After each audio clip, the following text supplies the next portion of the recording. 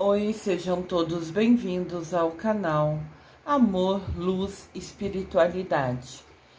Eu sou Lúcia Diniz e trago para vocês hoje um vídeo especial. Um vídeo sobre a vida de Buda. Hoje é dia 8 de abril, um dia especial, dia da iluminação de Buda.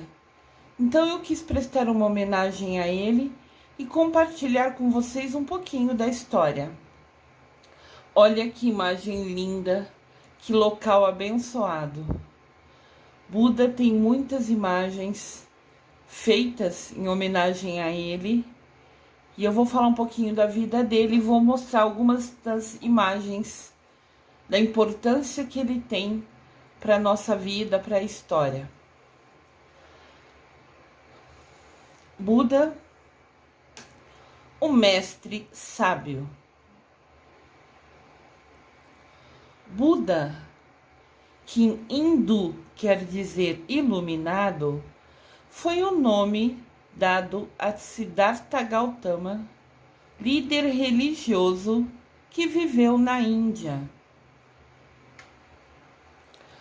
cuja bondade e sabedoria lhe valeram esse título.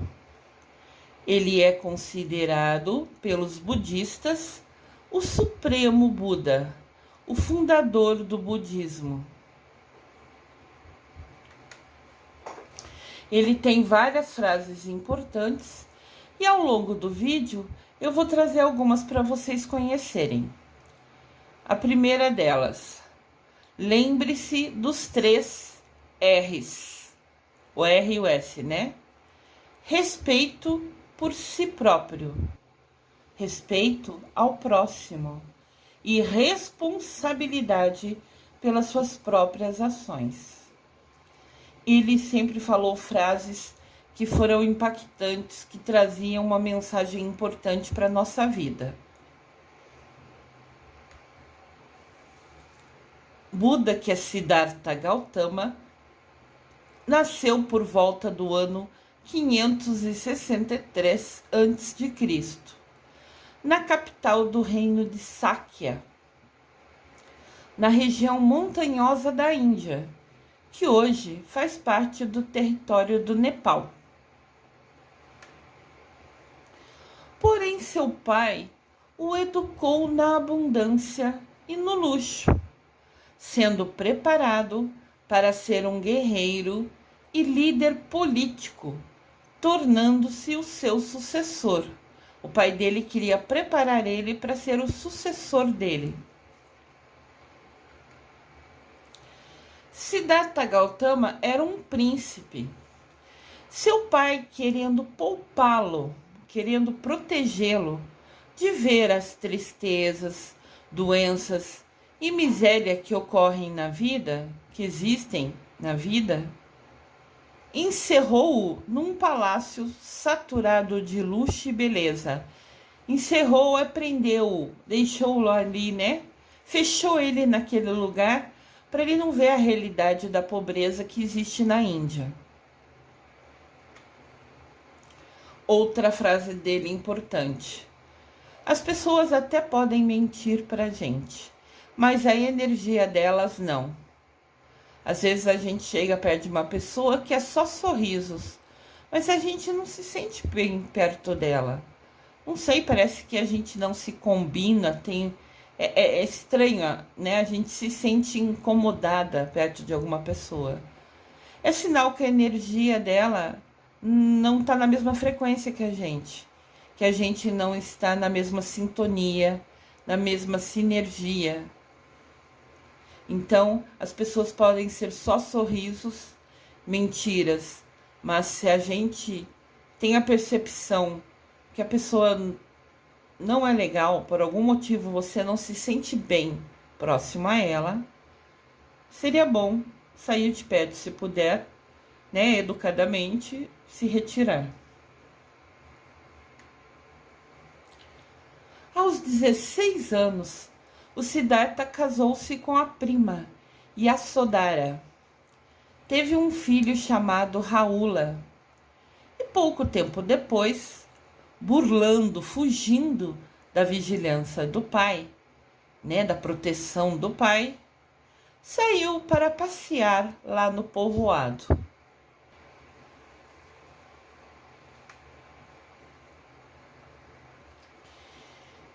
Buda viu que a vida na Índia era difícil.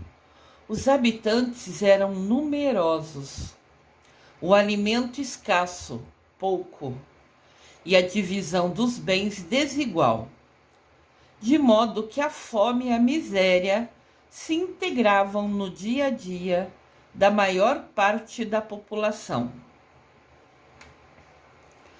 Foi então que, pela primeira vez, ele tomou conhecimento de que havia pessoas doentes, pessoas deficientes, pessoas miseráveis, ou seja, bem pobres. Enfim, ele soube que havia sofrimento e morte fora da gaiola dourada em que ele vivia. Gaiola dourada que o pai dele criou, ele escondendo a realidade da pobreza, da miséria que existe na Índia. Em algumas regiões, né? Como todo país, tem um lado mais pobre e um lado mais rico. Para o Siddhartha foi um choque, em contraste com a beleza da sua esposa, do seu filho e com o luxo que o cercava. A realidade o chocou e impressionou. Siddhartha, jovem, era rico, bem casado, tinha tudo para se sentir satisfeito. Porém, demonstrava desde o início, desde pequeno, tendência para meditar, que é fazer uma introspecção, se interiorizar, ficar refletindo, pensando. E ele também tinha tendência, né? Tinha o costume, tinha preferência para ficar tendo pensamentos espirituais. Era o que ele sentia, ele queria descobrir sobre isso. Ele queria entender tudo, o porquê de tudo, não simplesmente aceitar tudo que via. Abalado com essa descoberta, uma profunda compaixão se apossou de seu coração. E como resultado, ele tomou a decisão de abandonar toda aquela vida artificial de luxo e trocar as suas suntuosas, poderosas, lindíssimas roupas pelo despretensioso, pelo simples traje amarelo dos monges. Essa perplexidade, esse susto de ver a realidade foi se avolumando, foi crescendo dentro dele pouco a pouco, até o momento dele decidir raspar a cabeça em sinal de humildade.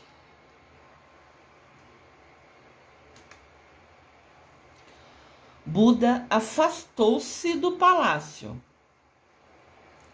abandonando sua família, seus bens, todo o luxo e dinheiro que tinha e o seu passado, que era ser príncipe, filho do rei.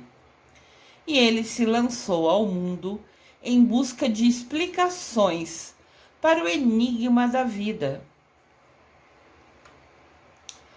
Para buscar as causas da dor e a maneira de superá-la. No momento em que atingisse o seu objetivo, que descobrisse como superar essa parte triste, né, de dor da vida, ele ensinaria aos homens o caminho dessa iluminação.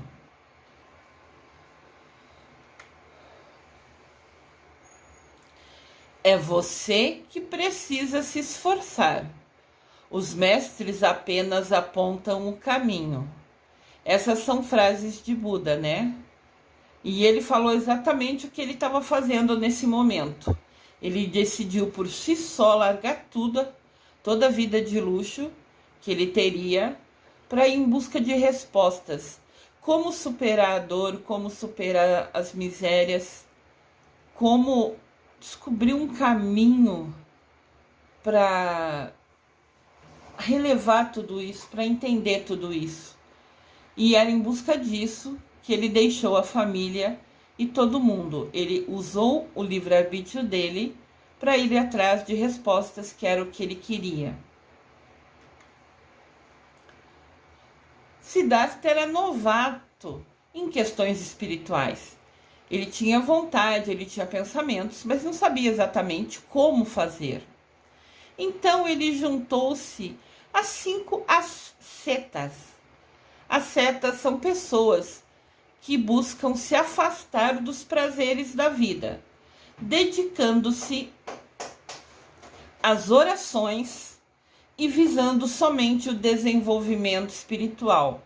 São pessoas que se afastam do luxo, de todo o prazer da vida, se dedicando somente à oração. E ele então se uniu a essas 5 pessoas. E com eles passou a jejuar e fazer orações. Mas, como o estômago vazio não lhe ensinava nada de novo, perdeu a fé no sistema e voltou a comer. Eles deixavam de comer e ficavam rezando. E Siddhartha viu que a barriga vazia, a fome que ele sentia, não deixava ele focar no que ele precisava. Além do mais, ele se dedicou a fazer isso por um tempo e não viu nenhuma mudança. Ele ficava com fome, mas na prática não tinha nenhum aprendizado. Então ele perdeu a fé nesse processo, nesse procedimento e voltou a comer. Quando ele decidiu comer, esses 5 místicos, né, era como considerado sacerdotes, né, monges, porque se isolavam de toda a riqueza e ficavam em oração, em jejum, né? É como se fossem monges. Então esses 5 monges ficaram decepcionados e abandonaram o Siddhartha Gautama, que durante os 6 anos seguintes passou o seu tempo meditando em total solidão. Os outros 5 pessoas, os outros 5 homens se afastaram dele porque ele comeu e ele ficou sozinho, buscando as respostas que ele queria, em total solidão. Outra frase do nosso amado Buda: aquilo que eu não gosto em ti, eu corrijo em mim. Se eu convivo com uma pessoa, ou conheço no trabalho, em qualquer local, uma pessoa que tem uma atitude, faz alguma coisa que não é legal, eu fico ciente que aquilo não é legal e mudo isso em mim, para que eu nunca repita o que ela faz, porque eu vi que não é legal. Então a gente aprende, inclusive, observando nossos colegas, nossas pessoas próximas, em mínimos detalhes. De repente a pessoa tem o costume de falar palavrão, vamos dar um exemplo qualquer aqui, e você não acha legal isso. Então você vê que ela faz aquilo e te incomoda.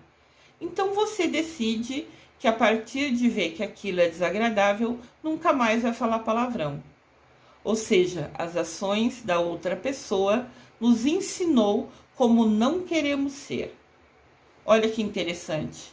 Essa percepção, esse aprendizado que Buda nos dá. A iluminação de Buda.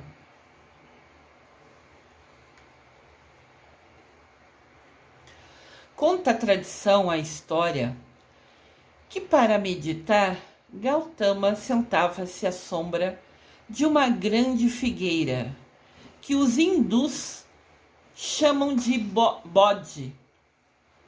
Se eu pronunciei errado, peço perdão, eu tento, né? Mas eu não entendo as palavras indianas. E essa árvore era para os hindus, até hoje para os hindus, considerada como uma árvore sagrada, e era onde o Siddhartha sentava para meditar. A árvore de bode, ou figueira de bode, é uma grande e antiga figueira sagrada da espécie do ficus. Ficus é uma planta, né? Localizada em Bodh Gaya, Bihar, na Índia.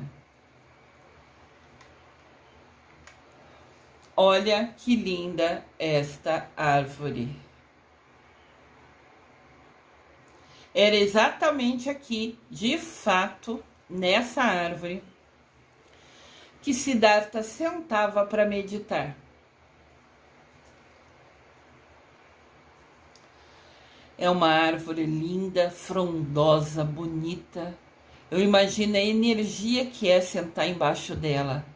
Sempre que a gente está em contato com a natureza, a gente se sente com mais energia, com mais alegria.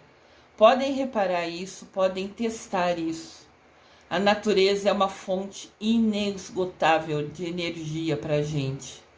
E ele ficava de fato embaixo dessa figueira.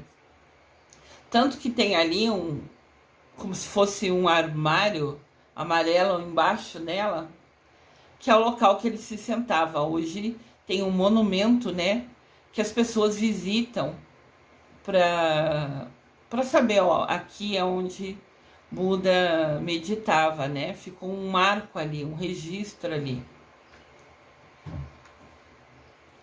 Siddhartha Gautama, o líder espiritual, teria atingido a iluminação espiritual sentado embaixo daquela árvore, exatamente aquela árvore da imagem anterior. Em suas meditações, meditar é introspecção, é você fechar os olhos e silenciar a mente e se conectar em emoções, em sentimento. É você parar para pensar, para refletir. Quando Siddhartha resolveu se interiorizar para refletir, e em busca das respostas de como superar a dor, a tristeza, a fome, nessas meditações ele teve visões de Mara. Mara, segundo a história, né, é um demônio que ora atacava o Siddhartha com chuva e raios, ora lhe oferecia vantagens, tudo para demovê-lo de seu propósito, tudo para fazer ele parar de ficar em reflexão, em meditação. Ou seja, ele estava ali meditando em busca de respostas de como superar tristeza, fome, dor. E ele estava em silêncio, ficou ali por bastante horas. E quando você está quieto, sempre aparece aquela tentação, né? Quando a gente está fazendo alguma coisa boa, buscando fazer alguma coisa boa, sempre aparece uma tentação para a gente. Jesus Cristo, quando foi meditar no deserto por 40 dias, foi tentado. Ele aqui, um simples humano, né? Buda não era filho de Deus, não era igual a Jesus Cristo, assim, em bênçãos, né? Mas era uma pessoa determinada em descobrir como superar a fome, como superar a dor, para que trouxesse paz. Ele queria trazer paz para o povo que ele viu sofrendo, né? Então ele se isolou, né? Entrou em reflexão, em conexão, né? Com seus guias, com Deus, buscando respostas de como ajudar esse povo. E é claro que quando ele estava meditando, buscando essas respostas, sempre vem alguém para atrapalhar e tentar tirar você, né, daquele momento de conexão total com Deus, com seus guias. Então esse demônio fazia de tudo para descentralizar ele, para tirar o foco dele, que estava dedicado, focado, né, Ele estava com a mente direcionada em descobrir como silenciar, como superar as dores, a fome, a miséria. E ele ali, fazendo uma coisa boa, buscando respostas, conectado com Deus, vem alguém sempre para tentar, para te atrapalhar, porque você está fazendo coisa boa, né? Isso acontece no nosso dia a dia, em coisas simples que a gente faz. Sempre que a gente está fazendo uma coisa que é boa, às vezes vem uma pessoa ou outra para falar que aquilo não é bom, para reclamar, para julgar o que a gente está fazendo. Ignorem sempre que os outros falam. Sempre siga seu coração. Sempre siga a sua intuição, a sua voz interior. Se conecte a ela, se agarre a ela e fique firme. Sempre. Siddhartha Gautama ficou 49 dias meditando, sem comer, sem beber, quietinho embaixo daquela árvore sentado. Mara, que é o demônio, né? Teve de se conformar com a derrota, porque ele nunca conseguiu tirar a atenção, a concentração e o foco do Siddhartha. Óbvio que esse foco foi escolha do Siddhartha. Ele se determinou, se obrigou a ficar ali e ignorar o Mara, né? Então Mara deixou Gautama em paz. Ocorreu então o despertar espiritual que o jovem tanto procurava. Ele encontrou a resposta que ele queria. Ele ficou 49 dias, que é 7 vezes 7. Eu já falei em vídeos aqui, inclusive nos vídeos da Quaresma, a importância do número 7 na Bíblia e na história. Então procurem os vídeos da Quaresma lá, que vocês vão descobrir a importância do número 7 na história, a força que ele tem, a força do número 7, a força espiritual que ele tem. E o Siddhartha ficou 7 vezes 7. Nada é por acaso, né? 49 dias quietinho, sentado, sem comer, sem beber, somente meditando. E foi depois de 49 dias. Alguns livros dizem que no dia que ele completou 35 anos, ele estava meditando, né, sentado embaixo do tronco daquela árvore. Então Siddhartha Gautama travou uma árdua batalha com os enviados de Mara. Ele ainda estava perto de conseguir as respostas dele e continuava Mara enviando tentações, provocações para tirar ele daquela concentração, daquela missão. Mara é o demônio que governa as ilusões. O exército dele é formado por medos, tentações, dúvidas, cobiças, entre outras imperfeições. Então o exército de Mara e o próprio Mara ficaram provocando o Siddhartha, que estava sentado, refletindo, pensando, interiorizando, buscando respostas, e o exército e o próprio Mara vinha tentar, provocar, atrapalhar, buscar atrapalhar a concentração do nosso querido e amado Siddhartha. Ele era o demônio que governa as ilusões. Olha que forte, né? Uma frase importante que Siddhartha nos ensinou, que o Buda nos ensinou. Guardar raiva é como você segurar um carvão em brasa, com a intenção de atirar em alguém. É você sempre que se queima.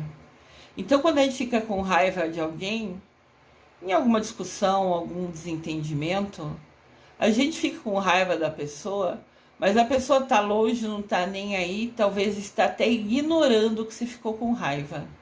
Então a raiva só faz mal para você. A raiva só machuca, só queima você.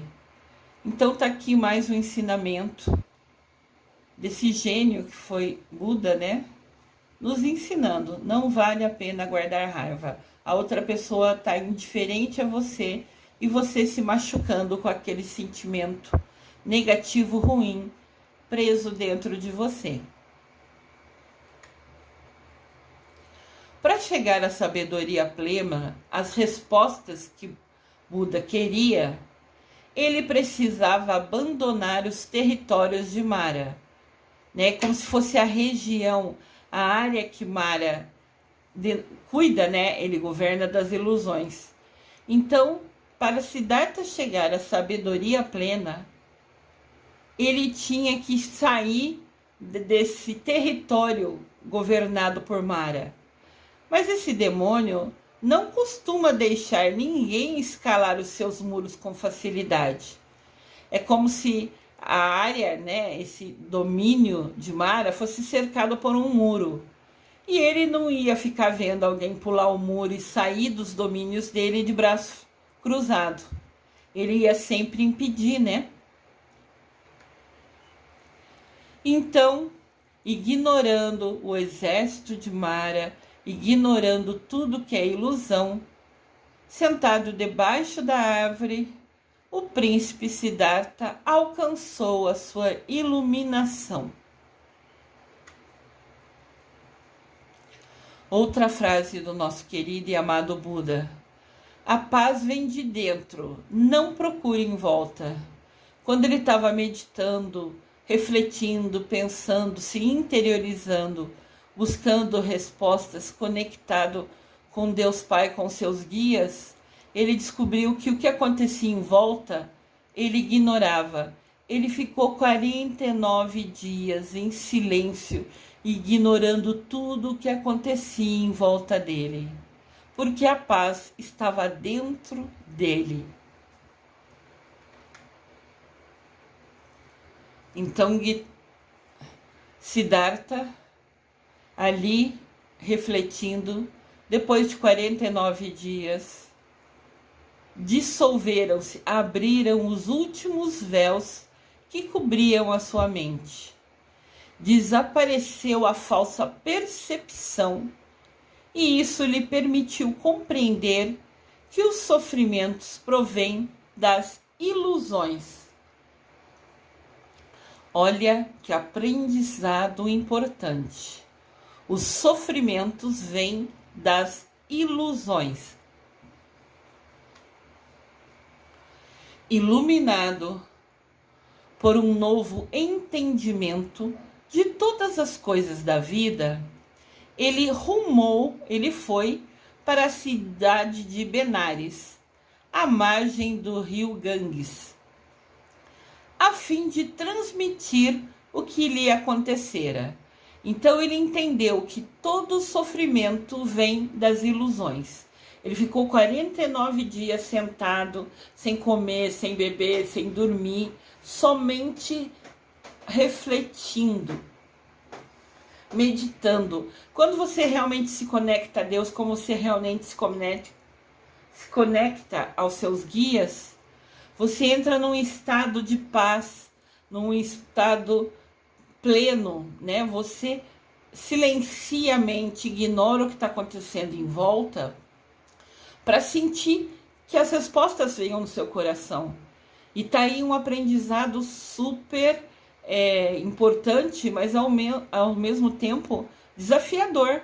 Ficar 49 dias sentado embaixo de uma árvore, na mesma posição, sem comer, sem beber, sem dormir, ignorando as pessoas que começaram a ficar ali parados em volta dele. Começou a juntar uma multidão aonde ele estava sentado, surpreso. O que ele está fazendo ali? Nossa, eu passei ali, ele estava ontem ali e continua na mesma posição hoje? Começou a chamar atenção ele sentado ali, começou a formar uma multidão ao lado dele, e nem assim ele se importou. Haviam pessoas perto conversando, diz que alguns sábios, sacerdotes importantes da lei souberam dele, foram lá vê-lo, e ninguém entendia, e ele ignorava tudo isso porque ele estava conectado a Deus. Ele escolheu ignorar tudo o que estava acontecendo em volta dele, cada palavra dita, para se conectar a Deus. Olha que determinação, que força de vontade. Olha que utilização do livre-arbítrio para algo bom. Depois que ele descobriu que toda coisa ruim, né, tudo que acontece, os sofrimentos que acontecem, estão ligados com as ilusões da vida, ele descobriu essa resposta, ele saiu dali e ele foi até a outra cidade para contar para o povo o que tinha acontecido, né? O que ele descobriu, ele queria compartilhar esse aprendizado.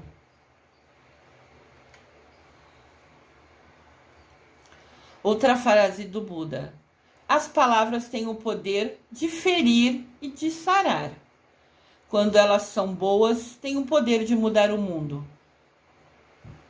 Então ele sempre falou: pensem antes de falar. Não falem sem pensar. Porque às vezes você fala uma coisa que para você é simples, mas a outra pessoa fica magoado, fica triste com o que você falou. Então, se calem e pensem antes de falar. Porque vocês podem, pensando antes, deixar de ferir o seu próximo e falar palavras que acalmem ele, que tragam paz, que tragam um acalento, um carinho a ele, uma palavra, uma atenção, em algum momento até difícil que ele esteja passando. A palavra tem poder. Pense antes de falar. Então Gautama estava lá na outra cidade, querendo contar o que ele tinha vivido, o que ele tinha experienciado, né? O que aconteceu com ele. Mas no começo ele encontrou descrença e desconfiança. Ninguém acreditava nele. Ele ficou 49 dias sentado embaixo de uma árvore, ignorando a população que ficou em volta de você. Imagina, quem conseguiria esse tal foco, essa tal concentração? Mas ele confirmava e afirmava, mas o objetivo dele não era fazer propaganda dele mesmo. O objetivo dele nunca foi falar, olha como eu sou bom. Nunca foi se mostrar ou se achar melhor que ninguém. Ele queria compartilhar o conhecimento que todo sofrimento vem das ilusões. E todo mundo no começo desconfiou e ignorou ele. Com o passar do tempo, pouco a pouco, algumas pessoas começaram a ouvir o que ele dizia e achar aquilo importante, entender que aquilo era um aprendizado, era uma lição. Daí ele começou a ter alguns seguidores. E esses seguidores começaram a reverenciar, a seguir ele, a ter ele como referência, né? E segui-lo através do dom que ele recebeu, da oportunidade, da bênção que ele recebeu. Essa resposta, que os sofrimentos vêm das ilusões, foi dado a ele por Deus, né? Foi uma iluminação. Então, pouco a pouco, as pessoas começaram a confiar nele, ver que ele tinha um dom especial, essa conexão, e que ele ia ensinar como fazer, como aprender a ignorar essas ilusões, como aprender a acalmar a mente, né? E fugir da fome, fugir da tristeza, como assim relevar isso para viver em paz. Então, esse presente que ele recebeu, essa informação, essa iluminação, as pessoas começaram a chamá-lo de Buda. Buda significa iluminado. Então, o príncipe Siddhartha Gautama, depois de receber a informação importante, a resposta que ele queria, ele se tornou Buda, quem foi iluminado por Deus com as respostas. Aqui você pode ver uma imagem de Buda, já com alguns seguidores, né? Foi falado lá na frente que ele tirou as roupas poderosas, né, chiques do palácio, vestiu a roupa amarela de monge e ela se tornou a sua roupa diária. E aqui ele já tem alguns seguidores, algumas pessoas que estão ao lado dele, ouvindo e querendo aprender com ele. Os monges, quem usa essa roupa amarela, né, que se consagram, que direcionam a sua vida para o cumprimento integral das normas budistas, pautam sua vida, baseiam sua vida por um desprendimento total. Quem escolhe seguir o budismo como um monge de fato, né? Como um padre faz na religião católica, no budismo quem segue, quem se torna um instrutor, um guia, né? Tem apenas a roupa que veste e um rosário na sua mão, um terço, né? E depende da caridade alheia. Só come se tiver doação. Essa é a vida de um monge budista, de quem de fato se torna monge e escolhe usar a sua vida, o seu livre-arbítrio, para aprender e estudar o budismo. Então, como alguns falaram, alguns livros nos falam, Siddhartha teve essa iluminação, que todo sofrimento vem das ilusões, né? Depois de 49 dias isolado, na sua mente, meditando, refletindo, ele descobriu, ele teve essa iluminação com 35 anos. Depois, durante 45 anos da sua vida, ele pregou essa doutrina, ele compartilhou esse ensinamento. Ele andava por todas as regiões da Índia e também afirmava uma regra que ele falava que era a regra de ouro. Tudo que somos é resultado do que pensamos. Tudo que somos é resultado do que pensamos. Tudo o que somos é resultado do que pensamos. Olha que frase importante. Essa foi a regra de ouro de Buda. Esse foi o maior ensinamento que ele nos deixou. Se a gente acreditar que a gente é capaz de fazer alguma coisa, nós vamos conseguir fazer. Se a gente acreditar que é capaz de superar um desafio, nós vamos superar esse desafio. O que a gente acredita, a gente realiza. Agora, se a gente se sentir inferior, reclamar das coisas, reclamar do nosso corpo, reclamar das coisas que a gente tem, a gente vai estar atraindo essas coisas pra gente. Então, a regra de ouro de Buda, que passou 45 anos da sua vida andando, contando essa história, compartilhando esse conhecimento por todas as regiões da Índia. Tudo o que somos é resultado do que a gente pensa, do que a gente acredita. Uma outra frase importante de Buda: não permita que o comportamento dos outros tire a sua paz. A paz vem de dentro de você mesmo. Não procure ela à sua volta. Então, o Siddhartha ficou 49 dias sentado embaixo de uma figueira, ignorando o povo que começou a formar em volta dele, ignorando o que falavam, ignorando tudo, simplesmente porque a paz estava dentro dele.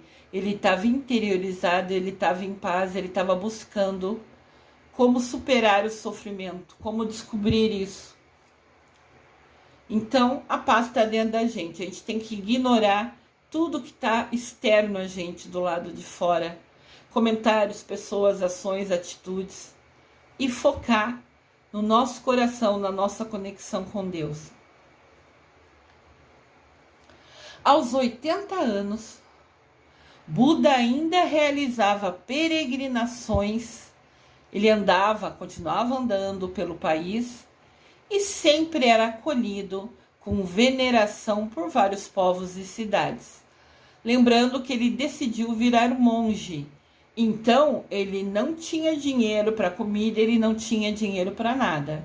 Ele tinha a veste dele, o aprendizado que ele descobriu, que ele foi iluminado, que ele levava, compartilhando com as pessoas, e o terço dele na mão. Para ele dormir, para ele ter um teto, para ele ter uma comida, ele precisava de doação, né? De alguém acolher ele.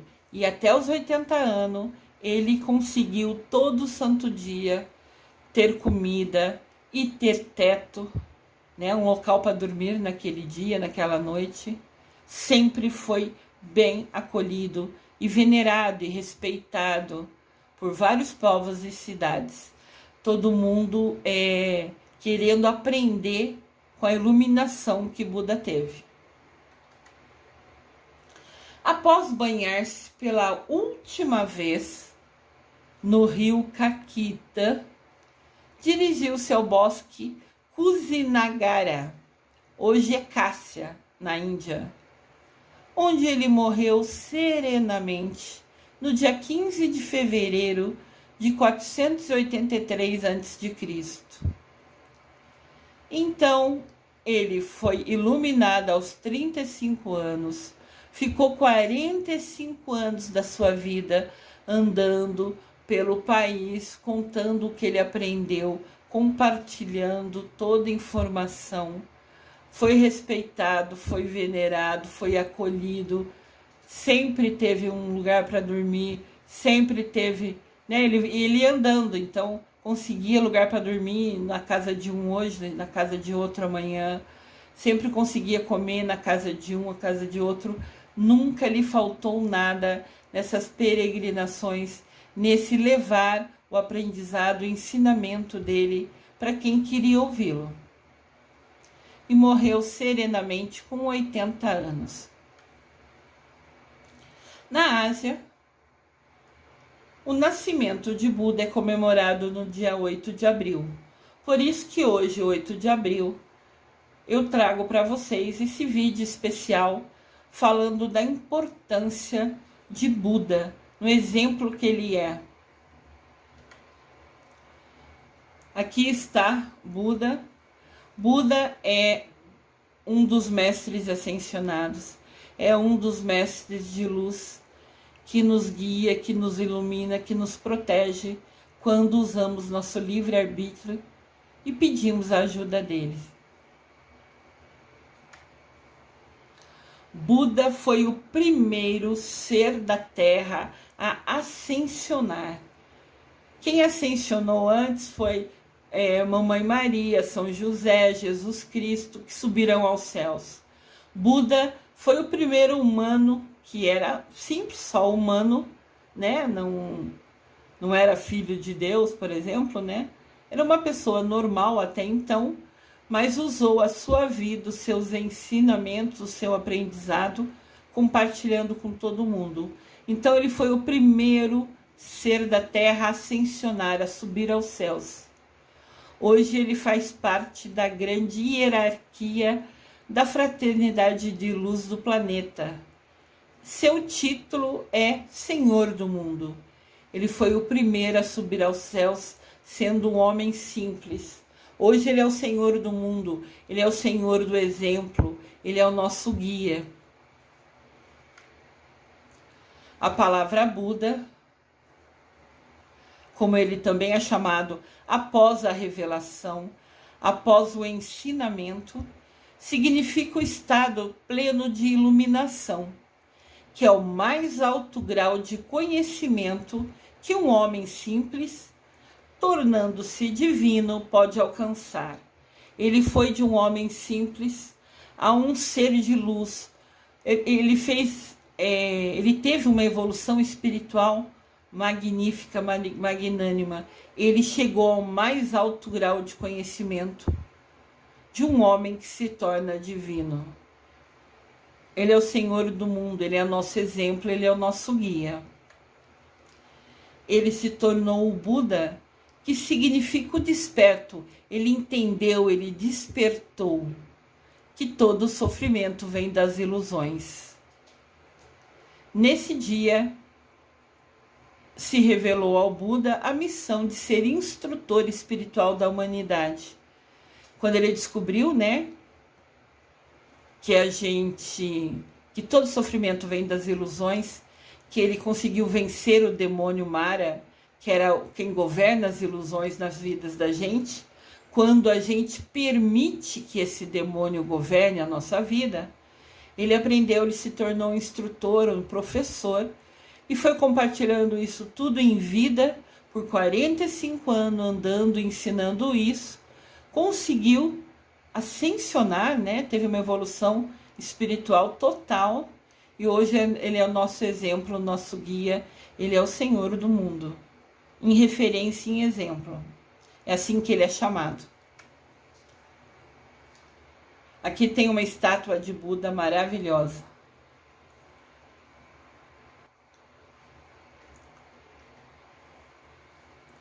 O budismo é uma religião, é a religião de Buda, né? É original na Índia, mas foi adotado há centenas de anos por diversos países da Ásia, incluindo o Japão. A Ásia, a Tailândia, a China, toda essa região do país, do mundo, que é chamado Oriente, né? Ásia, Tailândia, China são o Oriente. Essas regiões também acolheram a religião de Buda, mesmo eles não sendo da Índia, eles se identificaram com o aprendizado que receberam de Buda, né? Com o que leram e descobriram de Buda, e resolveram seguir essa religião. Exemplos de algumas estátuas de Buda pelo mundo. Importante falar, nós aqui temos religião, cada um tem a sua religião, todas as religiões nos levam a Deus, todas têm a mesma importância. Todos nós somos filhos de Deus, Pai e de Mamãe Maria. Indiferente da religião que a gente tenha, normalmente a gente tem a religião que os nossos pais tiveram, eles nos ensinam naquela religião. Não importa se a religião é católica, luterana, se é budista, todas as religiões nos levam a Deus. Indiferente, não tem nenhuma melhor que a outra. Tem aquela que nós nos identificamos mais, que a gente se sente melhor, que a gente se sente acolhido. E tudo bem pela sua escolha. Nunca vai ter nenhuma religião melhor que a outra. Todas são iguais, todas nos guiam a Deus. Então, no Japão, aderiu ao budismo como religião.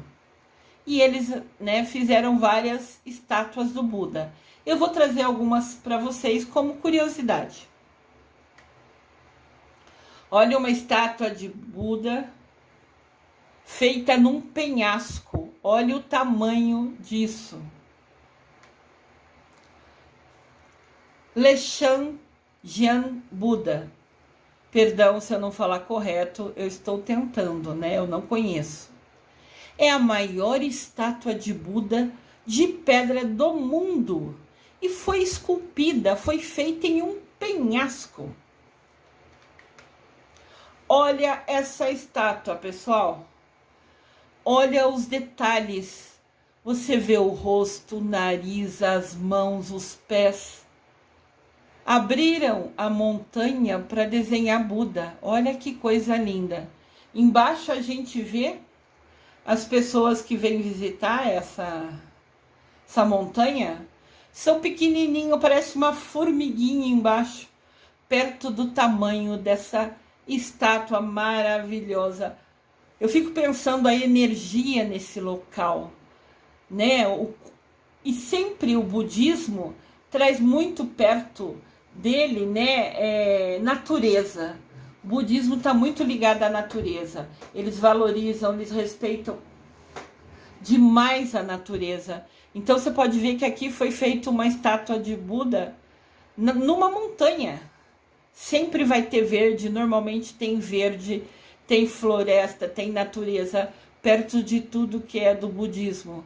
Que isso, eles falam muito dessa energia que a natureza traz pra gente. Flores, plantas, né? Tudo isso tem uma energia muito forte. uma energia que nos faz bem, que nos acalma. Então o budismo normalmente está ligado muito à natureza. Mas eu fico assim, surpresa. As pessoas embaixo que estão visitando esse penhasco parecem formiguinha, comparado ao tamanho dessa estátua de Buda. Os habitantes que moram ali no local dizem que a montanha é o Buda, e o Buda é uma montanha. Ele se integrou ali, ele faz parte ali. Essa estátua de Buda tem 71 metros de altura. Uau! Olha aqui por outro ângulo. A gente pode ver. Eu fico tentando melhorar a imagem para ficar visível para vocês. O tamanho da estátua e o tamanho das pessoas ali pequenininho embaixo. Como parece realmente formiguinha, né?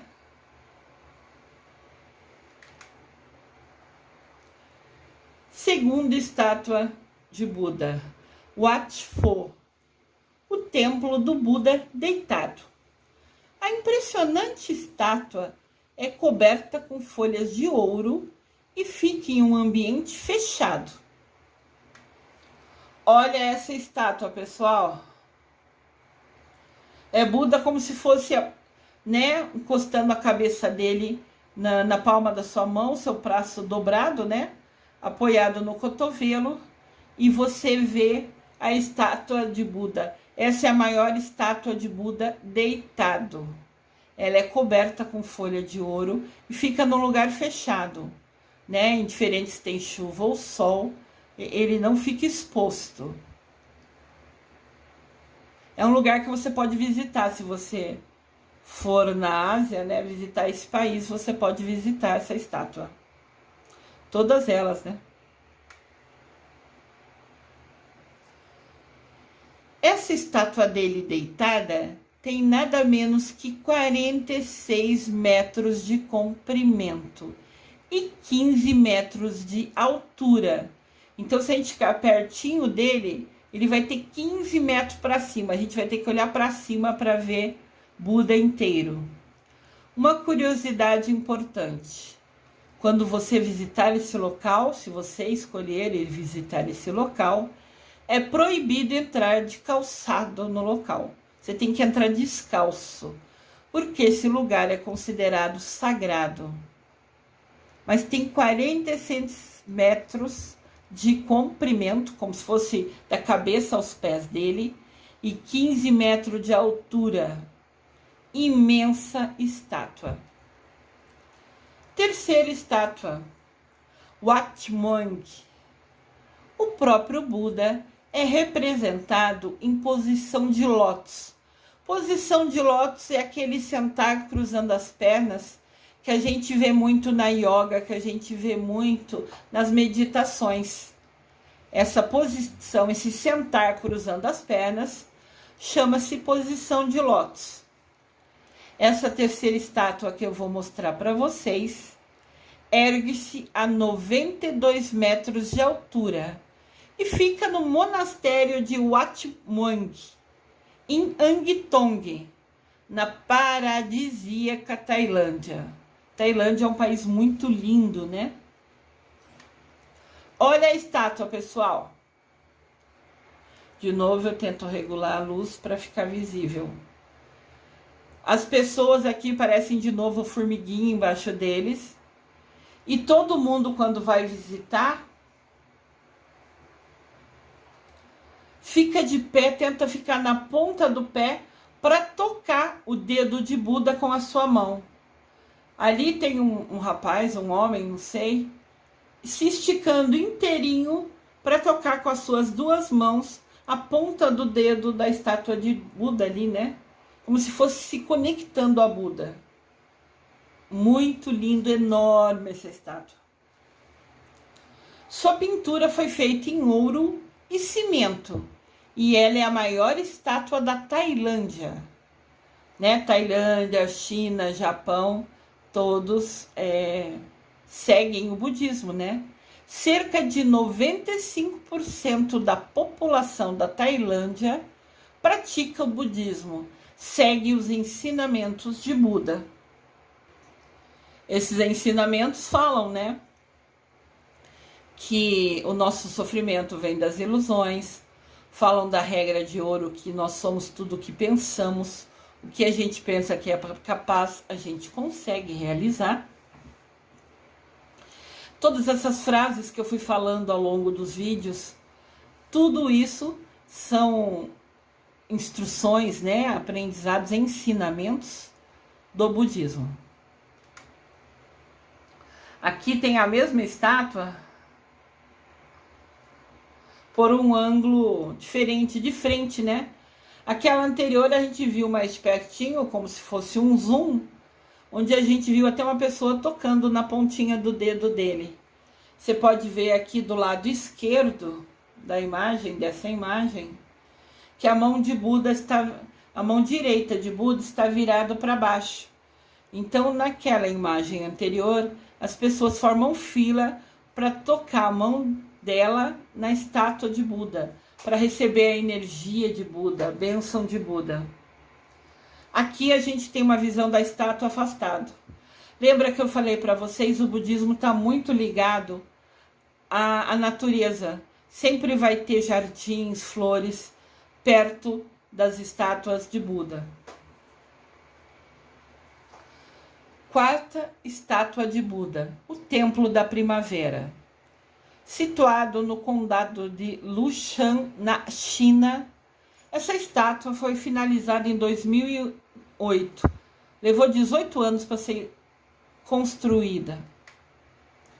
Olha o tamanho dessa estátua. Aqui está uma visão geral, né?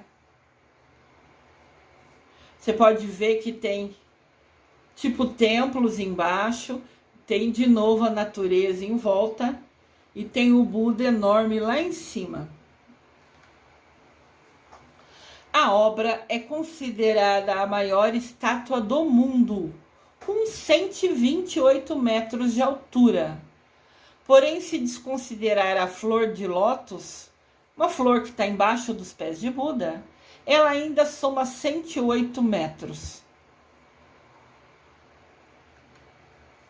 Aqui tem uma imagem mais próxima. De novo, eu fico tentando melhorar a iluminação para vocês visualizarem. Tem uma rampa que você caminha e essa rampa é visitada por milhões de pessoas ao longo do ano que vão ver Buda. Embaixo dele, nos pés dele, tem como se fosse uma flor de lótus, né? Parece que vocês veem uma coisa redonda nos pés dele, essa flor. Dessa flor até ali em cima são 128 metros de altura, nessa maravilhosa imagem de Buda. Aqui tem um outro ângulo, talvez fique melhor para visualizar. Eu sempre busco trazer mais de uma imagem para que vocês consigam ter uma visão de fato de como é, né? De novo, a imagem maravilhosa lá em cima, a rampa de acesso. Essa rampa é bem íngreme, né? Uma subida forte para chegar até lá em cima. E de novo, como todos os ensinamentos do budismo, muito verde natureza em volta. Muito linda, né? E a última estátua que eu trago para vocês, o grande Buda de Ibiraçu. É uma estátua de Buda localizada no Mosteiro Zen, em Ibiraçu, no Espírito Santo, Brasil. Olha que legal! Uma estátua de Buda no Brasil, no Espírito Santo, no estado do Espírito Santo. Olha essa estátua, pessoal. Tá vendo as pessoas embaixo, pequenininha?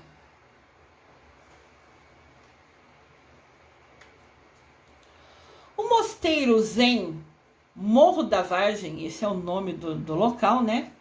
É o primeiro e maior mosteiro Zen da América Latina. E o seu nome oficial é Parque Niwa Rempo Zenshi.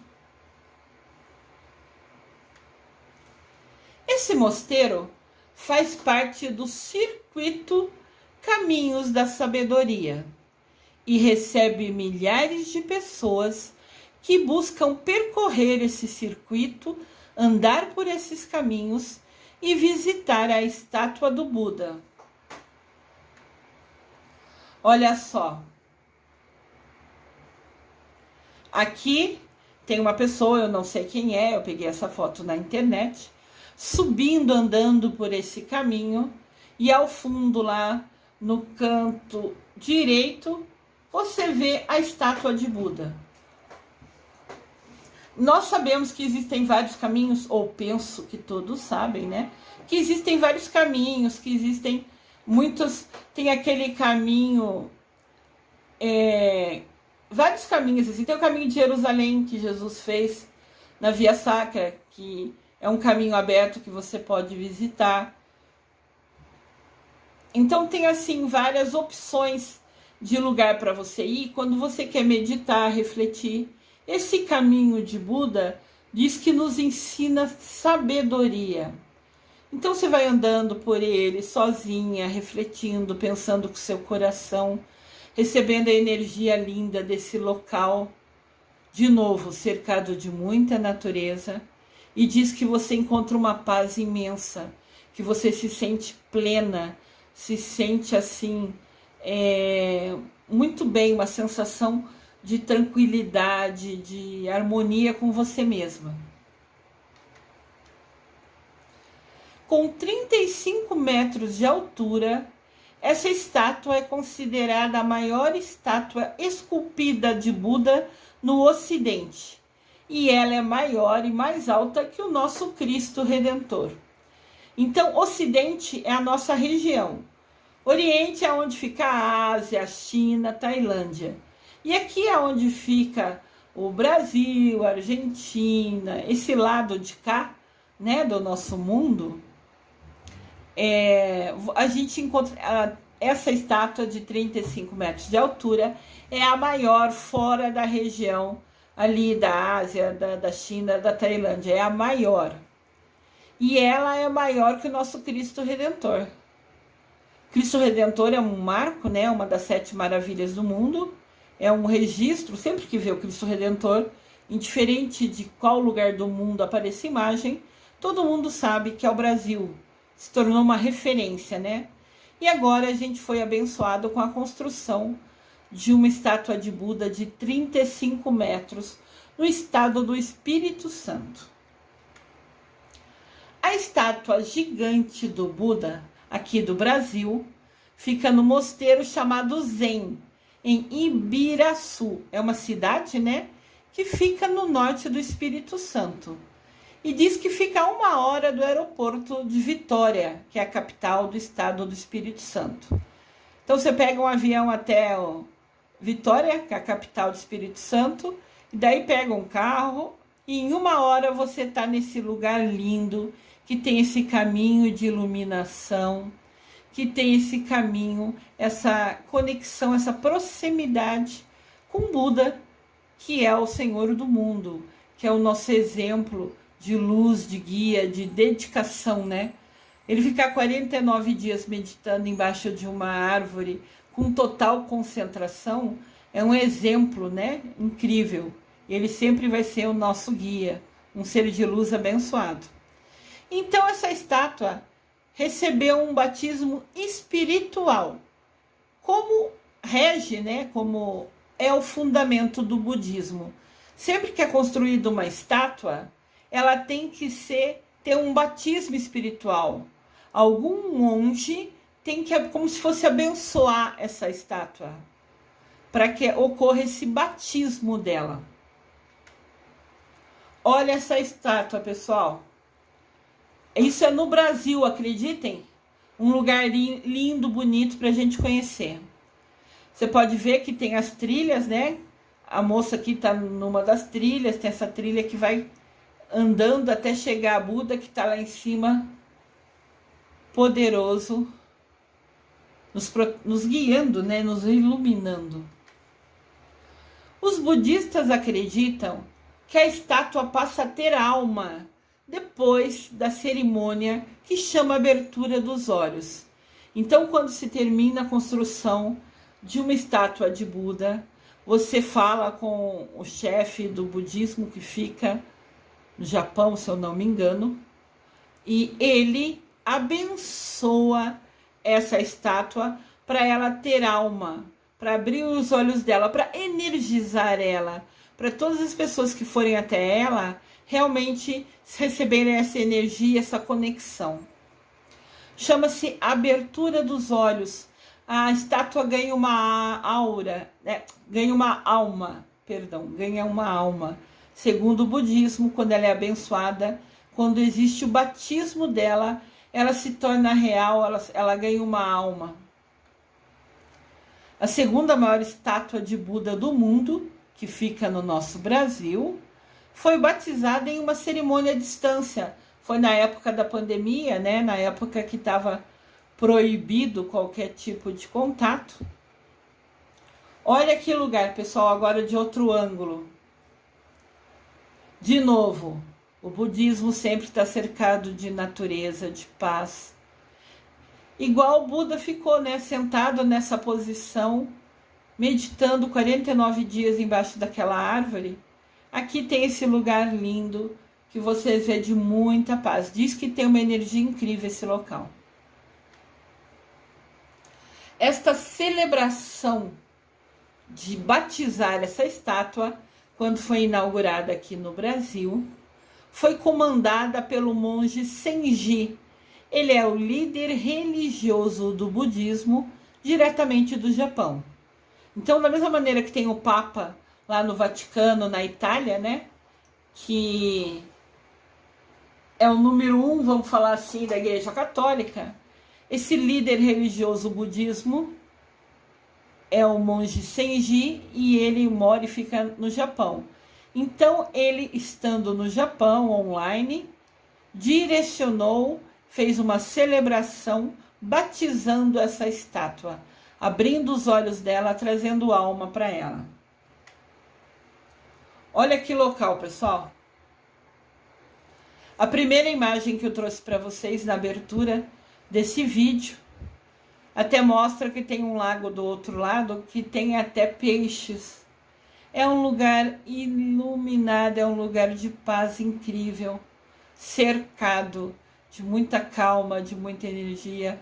Não é à toa que esse caminho é chamado, né, de caminho da sabedoria. Que a gente, como Buda, né, ao caminhar nesse local, vai acalmando a mente, ouvindo o nosso coração, refletindo, pensando. É um aprendizado, né, a cada passo desse caminho. De acordo com o Abade, que é como se fosse um frei, um frade, do Mosteiro Zen Morro da Vargem, esse é o nome do bairro, né? O Abade chama Daijin Beach. Agora, os visitantes poderão realizar as suas preces e orações a uma imagem com alma. Eles acreditam que depois que foi abençoada, ela se torna viva, em energia, em bênção. Então, todo mundo que for até lá, que tocar nela, receberá essa energia, essa bênção dessa estátua. Olha que incrível! Uma visão maravilhosa. A segunda maior estátua do mundo de Buda fica no Brasil, no Espírito Santo. Olha que interessante. Nós pensamos que a maioria do Brasil é católico, né? Realmente pode até ser, mas o budismo já é muito forte dentro do Brasil a ponto de ter a segunda maior estátua de Buda do mundo. Num lugar que, a meu ver, é abençoado. Aqui tem uma informação interessante. Foi perguntado a Dalai Lama: qual a melhor religião? Dalai Lama ficou pensativo, porque sabia que ali tinha uma malícia naquela pergunta, tinha uma pegadinha, né? E todo mundo achou que ele ia falar que a melhor religião do mundo era o budismo, porque Dalai Lama também seguiu o budismo, né? E Dalai Lama vira e fala: a melhor religião é aquela que te aproxima mais de Deus, do infinito. Religião melhor é aquela que faz você ser uma pessoa melhor. Olha que bênção. Mesmo um monge budista não puxou para si falando que a religião dele era a melhor do mundo. Ele sabia que aquela pergunta tinha malícia, tinha uma pegadinha ali, né? Ele falou que indiferente de qualquer religião que nós tenhamos, o que importa é que a gente escolha uma que a gente se identifique e que ela nos traga ensinamento que nos tornem pessoas melhores. Uma última frase de Buda: que a bondade dentro de mim seja sempre maior que toda maldade ao meu redor. Olha que frase forte para a gente pensar. Que a bondade e a paz dentro de mim seja maior que toda a maldade ao meu redor. Que a gente, como Buda, claro que meros aprendizes, saiba ignorar toda murmurinho, toda conversa do lado de fora, próximo, e possa focar somente no que está no seu coração. Que a sua bondade, que a sua paz, que as suas coisas boas dentro de você seja maior, que você nunca se deixe influenciar por nada nem ninguém à sua volta. Que a bondade dentro de mim seja sempre maior que toda a maldade que está ao meu redor. Ensinamentos de Buda, um ser iluminado que está à nossa disposição quando pedirmos a ajuda dele, pedirmos a iluminação dele, com esse mestre muito sábio e iluminado. Eu desejo amor e luz a todos.